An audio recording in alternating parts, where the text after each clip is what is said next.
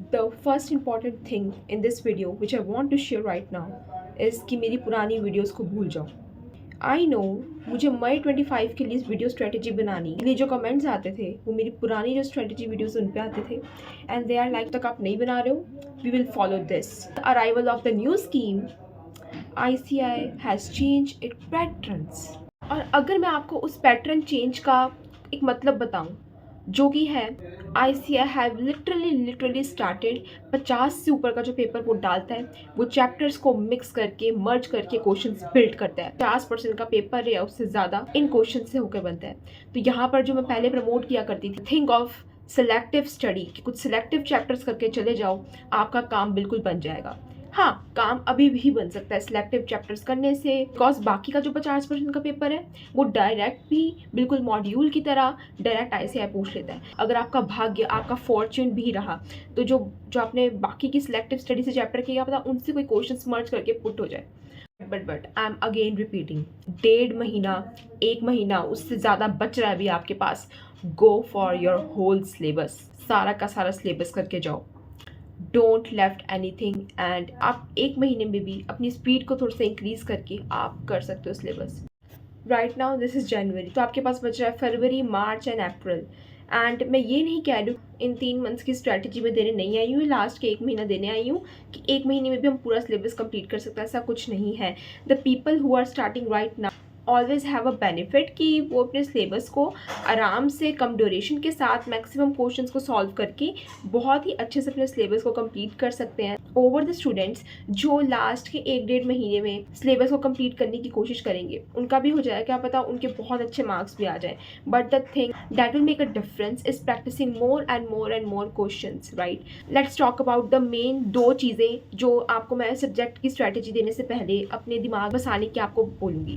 सबसे पहली बात है go for whole syllabus. Point number 2 is for revision. So basically आप लोग मेरे से पूछते हो कि रिवीजन कैसे, कितनी रिवीजन्स करनी चाहिए, है ना। एक सब्जेक्ट की हम कितनी रिवीजन्स कर सकते हैं, हमें 3 रिवीजन काफ़ी होंगी क्या, 2 रिवीजन काफ़ी होगी।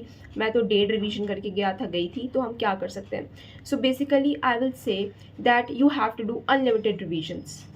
ये कैसे होगा? Yes, you have to do unlimited revisions, not 1, 2, 3, 4. You can do it. You can do the unlimited revision thing, जिसको मैं बोलती हूँ multiple revision method and stack on stack revision. So basically समझो कि फॉर एग्जांपल आप day 1 में अपना पहला चैप्टर करते हैं और डे 2 में आप करते हैं अपना दूसरा तीसरा चैप्टर या अपना दूसरा चैप्टर ही। डे 2 में दूसरे और तीसरे चैप्टर करने से पहले आपको चैप्टर नंबर 1 को रिवाइज करना है, then go for chapter 2, chapter 3। अब डे 3 के रिवीजन में आपको क्या करना है, chapter 1, chapter 2, chapter 3, and day 3 में आप क्या करोगे, अपना chapter 4 may be, okay.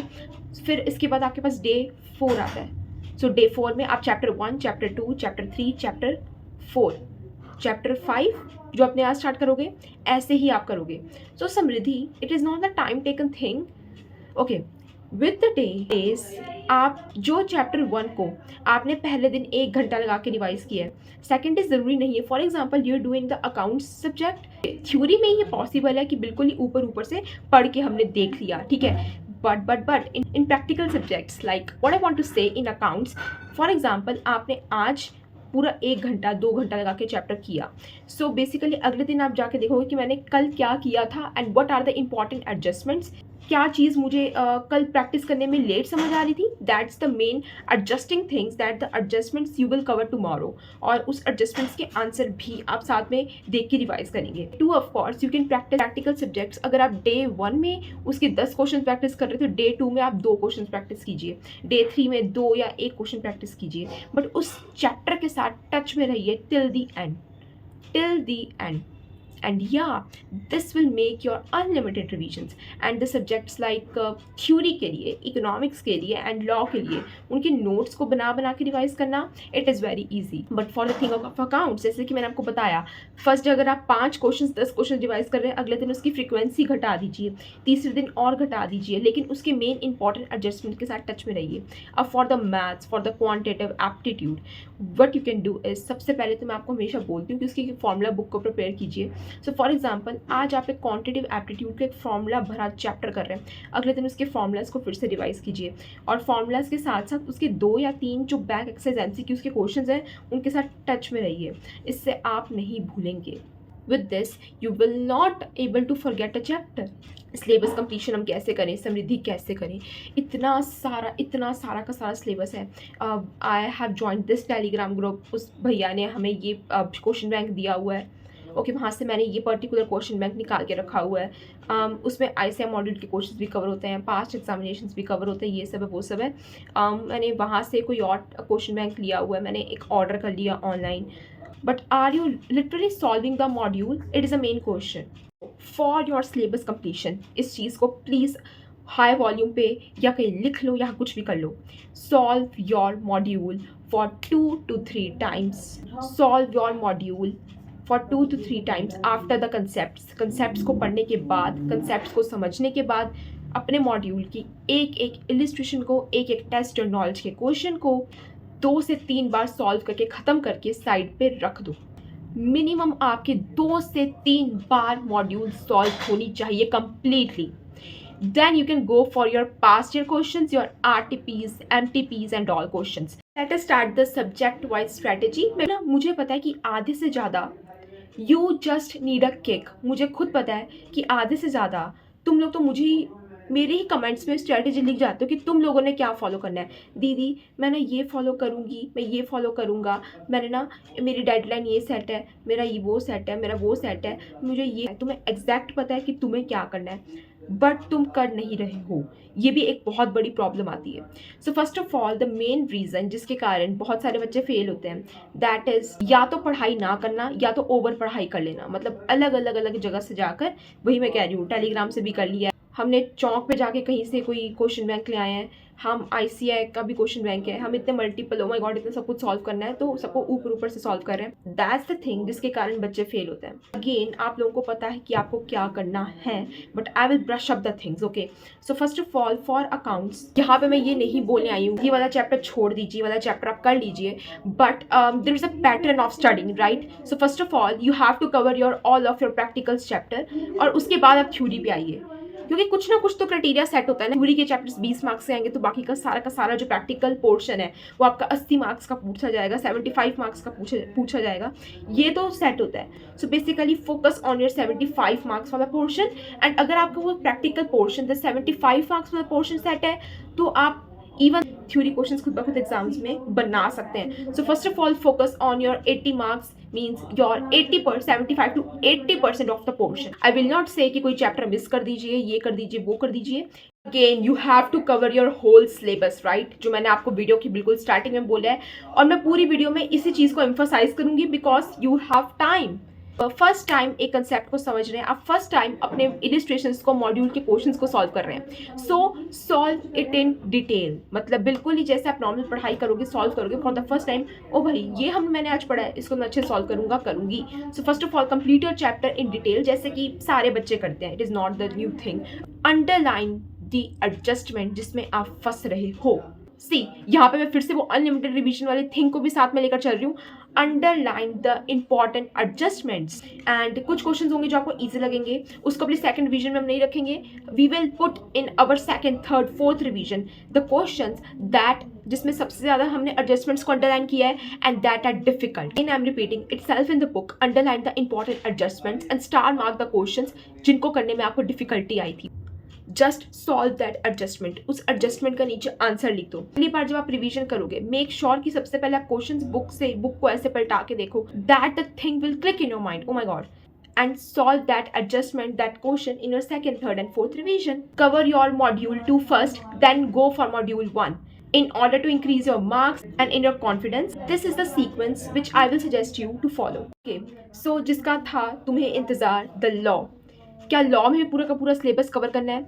Yes, you have to cover the whole syllabus, and minimum आपको जो मॉड्यूल है खुद ब खुद, जैसे स्टोरी बुक पढ़ते हैं ना, दो बार बस रीड करके ना, अपने आप को समझा कर रीड करके बस खत्म करनी है। क्या? यस, खत्म करनी है। अभी मैं आपको टेस्ट नॉलेज की, बैक एक्सरसाइज की, पास्ट ईयर क्वेश्चंस की कोई बात नहीं करूँगी, बट मेरी बातों को ध्यान से सुनना। बस 2 टाइम समझ के रीडिंग करके साइड पे रखो सबसे पहले तो। और what if I suggest you a teacher that I guarantee that will change your whole game of law? Professor Kunal Mandhania sir from PW. Literally I followed him in my inter just उनकी मैंने marathons देखी and I was so confident कि 50 से ऊपर आराम से आ जाएंगे. I was literally so confident.